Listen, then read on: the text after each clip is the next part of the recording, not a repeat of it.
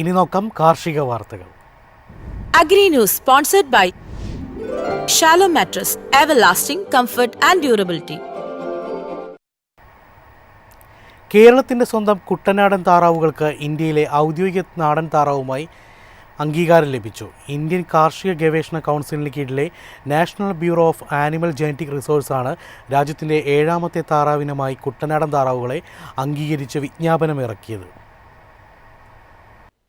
Veterinary സർവകലാശാല, മൃഗസംരക്ഷണ വകുപ്പ് എന്നിവിടങ്ങളിൽ വർഷങ്ങളായി നടന്ന ഗവേഷണങ്ങളുടെയും ഏകോപന പ്രവർത്തനങ്ങളുടെയും ഭാഗമായിട്ടാണ് കുട്ടനാടൻ താറാവുകൾക്ക് ഈ നേട്ടം ലഭിച്ചത്. നിലവിൽ രാജ്യത്ത് പാറ്റി, മൈഥിലി, ആൻഡമാനി, ത്രിപുരേശ്വരി എന്നിങ്ങനെ 4 അംഗീകൃത താറാവിനങ്ങളാണ് ഉണ്ടായിരുന്നത്.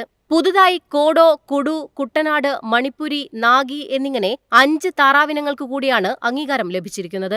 ഇന്ത്യയുടെ അംഗീകൃത തദ്ദേശീയ ജനുസാകുന്നതോടെ സർക്കാർ പദ്ധതികളിലെ അർഹത, ഗവേഷണത്തിനുള്ള ധനസഹായം, ഭൗമിക അവകാശം, ശാസ്ത്രീയമായ എണ്ണം രേഖപ്പെടുത്തൽ എന്നിവ സാധ്യമാകും. കൂടാതെ ഇവയുടെ വിപണി മൂല്യം ഉയരുകയും ഉൽപ്പന്നങ്ങൾക്ക് കൂടുതൽ സാധ്യത, സ്വീകാര്യത എന്നിവ ലഭിക്കുകയും ചെയ്യും. ആലപ്പുഴ, കോട്ടയം, പത്തനംതിട്ട ജില്ലകളിലാണ് പ്രധാനമായും കുട്ടനാടൻ താറാവുകളെ പരിപാലിച്ചു പോരുന്നത്. ഏതാണ്ട് 18 ലക്ഷത്തോളം കുട്ടനാടൻ താറാവുകൾ കേരളത്തിലുണ്ടെന്നാണ് കണക്ക്. തവിട്ട് നിറത്തിൽ കറുപ്പ് നിറങ്ങൾ കൂടുതലുള്ള ചാര, ഇളം തവിട്ട് നിറത്തിലുള്ള ചെമ്പല്ലി എന്നിങ്ങനെ 2 ഉപ ഇനങ്ങളായാണ് കുട്ടനാടൻ താറാവുകൾ കാണപ്പെടുന്നത്.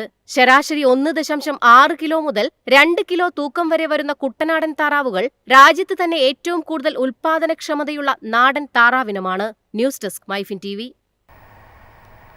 വേനൽ ആരംഭിക്കുന്നതിന് മുന്നേ ഒടിഞ്ഞു വീണ് വാഴകൾ, കുലച്ച വാഴകൾ ഉൾപ്പെടെ നശിക്കുന്നത് കർഷകർക്ക് കനത്ത നഷ്ടമുണ്ടാക്കുകയാണ്. സംസ്ഥാനത്ത് വേനൽ ആരംഭിക്കുന്നതിന് മുമ്പ് തന്നെ ആയിരക്കണക്കിന് വാഴകളാണ് ഒടിഞ്ഞു വീണത്. ലക്ഷക്കണക്കിന് രൂപ ലോണെടുത്തും പുരയിടം പാട്ടത്തിനെടുത്തുമാണ് പല കർഷകരും കൃഷി ചെയ്തിരുന്നത്. മികച്ച വരുമാനവും നാടൻ വാഴക്കുലകൾക്കുള്ള ജനപ്രീതിയും കണക്കിലെടുത്താണ് മിക്കവരും ഈ രംഗത്തിറങ്ങിയത്. കുലച്ച വാഴകൾ ഉൾപ്പെടെ ഒടിഞ്ഞു വീഴാനും കരിഞ്ഞുണങ്ങാനും തുടങ്ങിയിരിക്കുകയാണ്. കൃഷിക്കാവശ്യമായ വെള്ളം ലഭിക്കാത്തതാണ് പ്രധാന പ്രശ്നം. അന്യസംസ്ഥാനങ്ങളെ ആശ്രയിക്കാതെ വാഴകൃഷിയിലും വാഴക്കുലകളിലും സ്വയം പര്യാപ്തത കൈവരിക്കാനുള്ള കൃഷി നമുക്കുണ്ടെങ്കിലും ഇത്തരത്തിലുള്ള പ്രതിസന്ധികൾ കർഷകനെ ദുരിതത്തിലാക്കുകയാണ്. നേന്ത്രവാഴ, കദളി, റോബസ്റ്റ, പാളയംകോടൻ, ഞാലിപ്പൂവൻ എന്നിവയാണ് പ്രധാനമായും കേരളത്തിൽ കൃഷി ചെയ്യുന്നത്. ജലസേചന പ്രശ്നങ്ങൾ കൂടാതെ കീടരോഗശല്യം, വന്യമൃഗശല്യം, കാറ്റ് എന്നിവയെല്ലാം കർഷകരെ പ്രതിസന്ധിയിലാക്കുകയാണ്.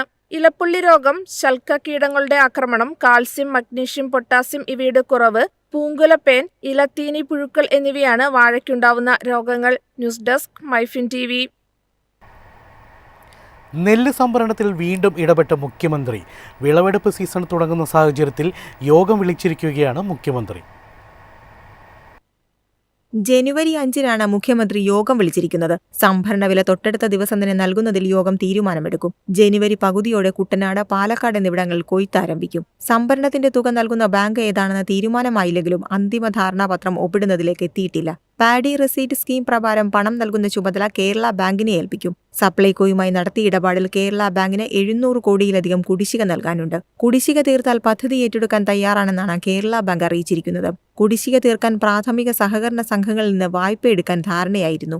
എന്നാൽ ഇതുവരെ വായ്പ ലഭിച്ചിട്ടില്ല. ഇക്കാര്യത്തിലും മുഖ്യമന്ത്രി വിളിച്ച യോഗത്തിൽ തീരുമാനമുണ്ടാകും. മില്ലുകൾ ശേഖരിക്കുന്ന നെല്ല് സപ്ലൈകോയ്ക്ക് നൽകേണ്ട അനുപാതവുമായി ബന്ധപ്പെട്ടും യോഗത്തിൽ തീരുമാനമുണ്ടാകും. News desk Myfin TV. Agri News sponsored by Shallow Mattress, Everlasting Comfort and Durability.